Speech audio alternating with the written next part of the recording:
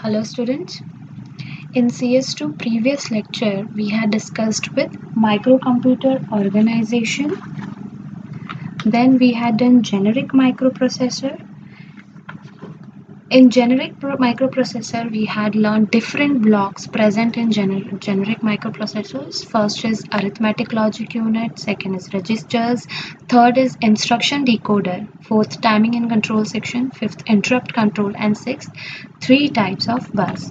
And also we had discussed block diagram of microcomputer in detail. We had learned detailed architecture of microcomputer. We have already seen organization of microcomputer: input device, output device, memory, CPU. But we have done the block diagram of microcomputer in detail. So before proceeding further, I want to again discuss few things from generic microprocessors. Here we had discussed six blocks. We had discussed. One was arithmetic logic unit. See in the diagram, this diagram is very important from exam point of view. The question can come: write a short note on generic microprocessor, or you can say with explain generic microprocessor with the block diagram, or write a short note on block diagram of generic microprocessor. So first thing was ALU, arithmetic logic unit. Can you see the block in the block diagram? ALU is given. ALU is a digital circuit which performs the arithmetic and logical operation. I'll not repeat everything which we have done in previous videos. And this ALU sets the flag register according to the answer we get. For example, my answer is 0. So Z flag will be set to 1. So this is flag register. Then we have complementer and shifter, which is required when we perform subtraction or when we perform left shift, right shift. If I want to shift the bits towards the left, if I want to shift the bits towards the right. This is the adder circuit which performs the addition, binary addition. Then second block was registers. So can you see the registers? Temporary register, accumulator, HL register, program counter, stack pointer, instruction register. So these are the registers which are present in generic microprocessor. The registers can be of 8 bits or 16 bits. H is of 8 bits, L is of 8 bits, but we can use HL in pair and it becomes 16 bit. Accumulator is also a register which is also 8 bit. This is temporary register which is used to store data temporarily. This is also 8 bit. As you can see here, temporary register 8 bit, accumulator 8 bit.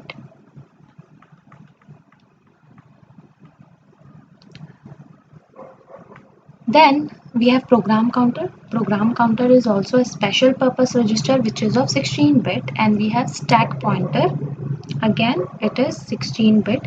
We will learn this program counter and stack pointer in detail in this video. And this is the instruction register which is used to store the instruction, and this instruction decoder circuit decodes the instruction which is stored in instruction register, and accordingly it sends the signal to time and control block, which in turn, depending on the instruction, it sends the signal to the particular block of the microprocessor or particular device which is connected to the processor. Then the processor has its own internal clock. This is the power supply, ground, of course, because the processor requires power supply. Interrupt control is used when an interrupt comes from the peripheral of a computer. Suppose some input device is connected with the microprocessor. So if the peripheral device is trying to give input to the processor, that means it's giving an interrupt to the processor. So this is controlled by interrupt control. The peripheral sends the interrupt request, INTR, interrupt request to the processor. And also you can see internal bus. There are three types of buses: address bus, control bus, and data bus. Address bus is of 16-bit, data bus is of 8 bits, and address bus is unidirectional, data bus is bidirectional. Here we had learned, see, data bus is bidirectional, address bus is unidirectional, and control bus carries the control signals. Like when the time and control signal receives the signal from instruction decoder, it sends the control signals to the required block of the microprocessor or the peripherals of the microprocessor. So this D0 to D7, data bus is of 8 bits. So 8 bits मतलब 1 byte. D0 to D7, when you count from D0 to D7, it becomes 8. So 8-bit data bus. And can you see here, it is A0 to A15. That is address bus. Address bus is of 16 bits from A0 to A15. When you count from A0, the counting will be 16. So address bus 16 bit. Buffer is a memory. And latches is a register used to store lower order address. That's a new term, lower order and upper order address, that we will learn in further videos what is lower address and upper address. But for now, just learn that latches is a register which is used to store lower address. Okay, then these are the pins: read write pins, reset pins. This we will be learning in the pin diagram of 8085. What is a read pin, what is write pin, that we will learn in detail. Now I want to start with program counter and stack pointer. I want to explain what is program counter. Program counter and stack pointers are nothing but registers which are of 16-bit. Okay. So can you see, this is a program counter.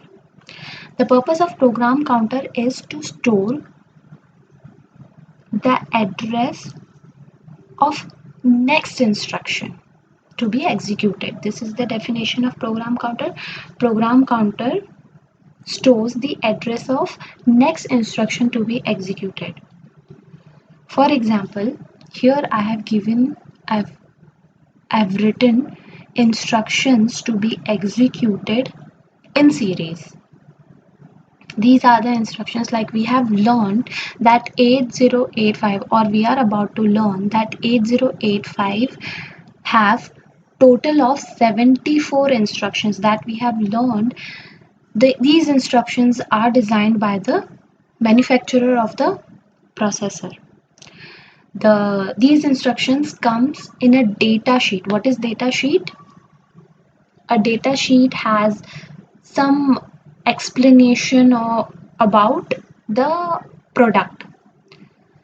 Data sheet is something which comes along with the product, which has few explanations about the product. So in that data sheet, we get the instructions which are designed by the manufacturer for the particular processor.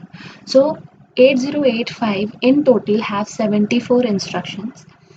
So these instructions which I have shown here, which I have written, are amongst those 74 instructions. These instructions, we can store these instructions in the memory available in microprocessor. The memory available in the microprocessor, like this instruction MVI B, 02 is stored in the location, in the memory location 005H. H determines hexadecimal. As we had learned hexadecimal numbers in 11th standard, what are hexadecimal numbers? Hexadecimal number is a number system in which the number is from 0 to 9, and after 9 it starts from A and ends at F. So total, it's the base of hexadecimal is 16. So H determines that this is hexadecimal. Okay, so this is the address, as the 0053 is the address.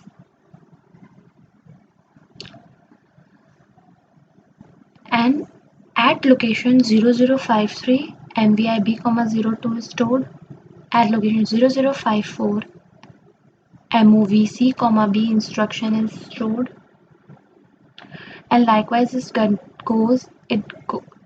continues in the series. So I have performed first instruction, I have performed second instruction, I have performed third instruction. First, for example, currently I am on first instruction. So program counter holds the address of next instruction to be executed. So the next instruction after MVI to be executed is this. The address of this instruction is 0054. So in program counter I should have this instruction 0054. This address should be stored because according to the definition, program counter stores the address of next instruction to be executed. So currently if MVIB is executing, so program counter holds the next instruction to be executed. This is the definition. Okay, now after completing this instruction I will come here. Now currently this is the instruction which is currently in execution, so program counter holds this instruction. Then it will come to this instruction, then it will come to this instruction. But here, as you can see, there is jump instruction. This jump instruction is a part of those 74 instructions of 8085. This means that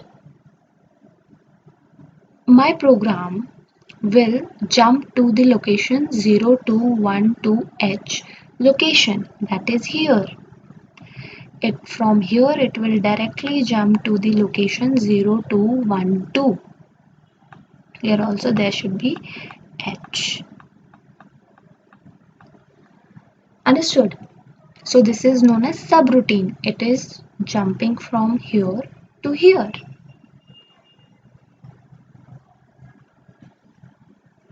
So currently the program counter should have 0057 because the next instruction to be executed is on the location 0057. No, because here jump instruction has been encountered. That means I have to jump to 0212. So program counter should hold 0212, not 0057. So when I'll come here, the program counter will hold this address. So it will jump here. And then it will execute this instruction. Then it will execute this instruction. Now this subroutine, I'm done with this subroutine. What if I want to go back where I had left? I want to go back where I had left. How will I go back? I have not kept track where I had left before. In that case, stack pointer comes into picture. See, stack pointer. Stack pointer is also a register which is of 16-bit. This holds 16-bit data. So first let me explain you how this is 16-bit. In hexadecimal, one digit represents 4 bit. in hexadecimal, one digit represents 4 bit. So if you'll see, this is one digit which represents 4 bit, this is one digit which represents 4 bit, this is one digit which represents 4 bit, this is one digit which represents 4 bits. 4 plus 4 plus 4 plus 4 will give 16 bit. Okay, so if program counter is pointing to the address of next instruction to be executed, so it should be of 16 bit because it has got 4 numbers, each digit represents 4 bits, total 16 bit. So stack pointer, we were on stack pointer, so if I want to jump back where I had left, then stack pointer comes into picture. So when I'll jump to 0212H, this address will be stored in stack pointer. This instruction will be stored in stack memory.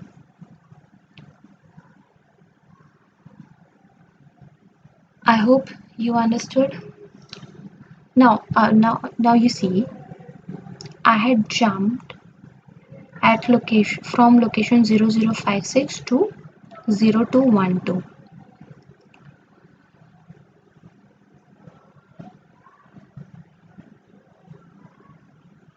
So program counter will now point to 0212. It will jump here.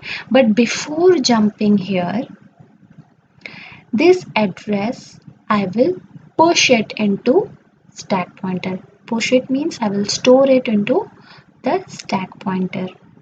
Sorry, not stack pointer, in the stack memory. Can you see? This is the stack memory. Currently, program counter is executing the instruction which is at location 0056. Now it has to jump to 0, 2, 1, 2. So before jumping to 0, 2, 1, 2, it will store the next instruction, which is 0057, will be stored in stack memory. Stack memory, how it is going to stored? See, this is my stack memory. This is my stack memory, and this memory has its own location. See, because microprocessor 8085 is 8-bit and hexadecimal one digit in hexadecimal represents 4-bit, so in total this is 8 bits. Total 8 bits. Microprocessor A085 is 8-bit. Okay, so at a time it can store 8-bit of data. At a particular memory location I can store only 8-bit of data, but the address is of 16-bit. These are the contents which you can see are the previous contents which we had stored in the stack memory. Currently what I want to store is 0057, which is the next instruction after 0056. And these are the contents already present in the stack memory. So what will happen? We will store upper order byte, or you can say higher order byte here, and lower order byte here. Now are you clear with the terms higher order byte and lower order byte? This is higher order byte and this is lower order byte. Higher order byte will be stored here after this. Can you see? After this. And lower order byte will be stored here.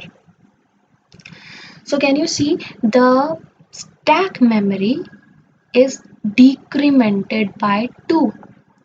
When I am storing this higher order byte here, it is decremented by 1, and when I am storing 57, it is again decremented by 1. That means it has been decremented by 2. Stack pointer was pointing to, first it was pointing to 007, but after adding 0057 in stack memory, it has been decremented by 2 and now it has become 0005. Okay, so to perform this operation, we use push instruction. Push instruction is one of the instruction amongst those 74 instructions of 8085. So to push a content to a stack memory, we use push instruction, and stack pointer will hold what value? 0005, which is 0005, not the content. It will hold the last content which was added in the stack memory. The location, it will hold the location of address of the last content which has been pushed into the memory. Now I want to tell you the difference between stack memory and I want to tell you the difference between stack and queue. In stack memory,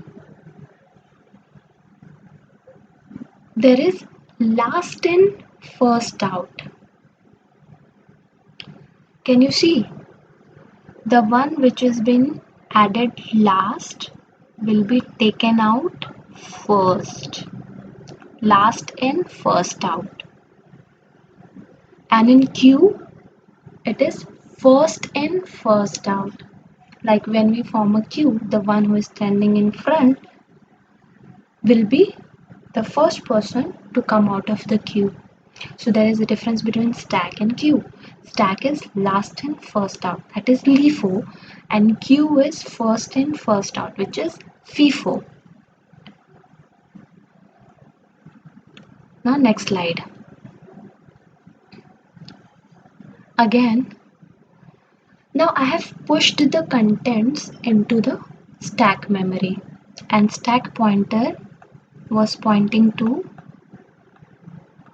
005, 0005, isn't it?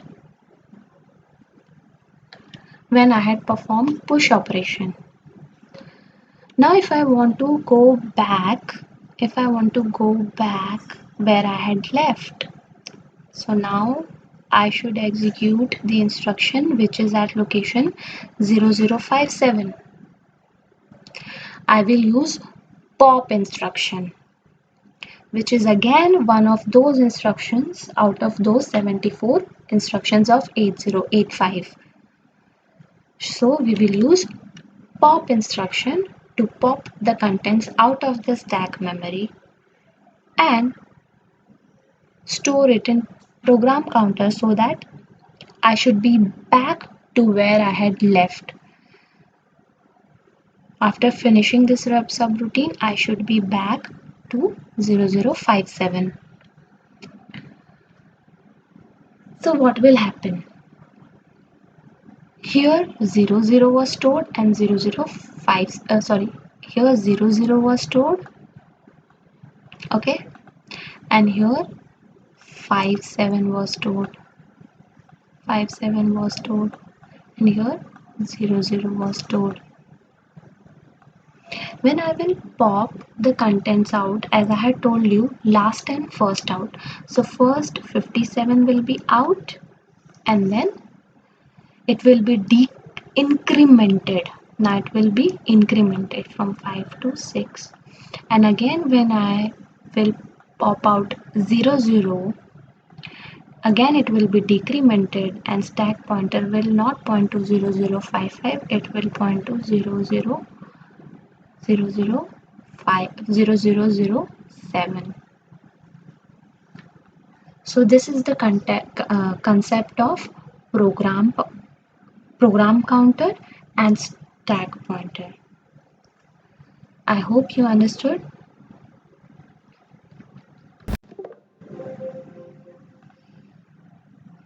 Now we'll be back to here. Then we have to start with, we had done the block diagram of microcomputer in detail. Input device we had discussed. Microprocessor unit. What it does is to receive information in digital form, process that information and send the result to a particular device. For example, output device. What is ROM? Read-only memory. We can only read data from that memory. We cannot write data from to that memory. For example, you take example of your microcomputer. Like for example, laptop. There is ROM. It is a silicon chip. So ROM, what data is in there? Basically, basic input output system. BIOS we say. Operating system is stored in ROM. We can say that, which helps to communicate with the hardware of my microcomputer. So it is only read-only memory. We cannot write anything. RAM is random access memory, which is also known as main memory. We can write data to that also, and we can read data from that. Okay, so we are done with this.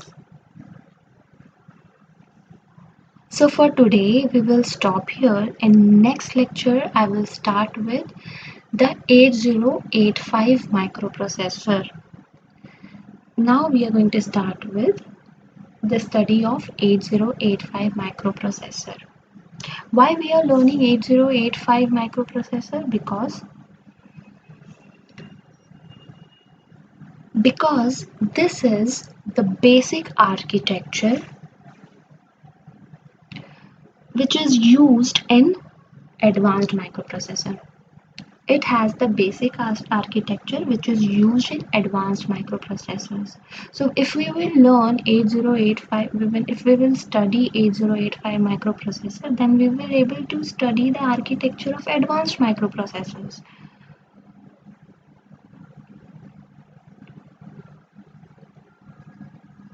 Okay.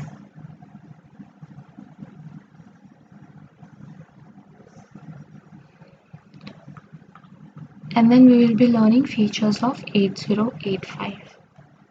So for today we will stop here. Thank you.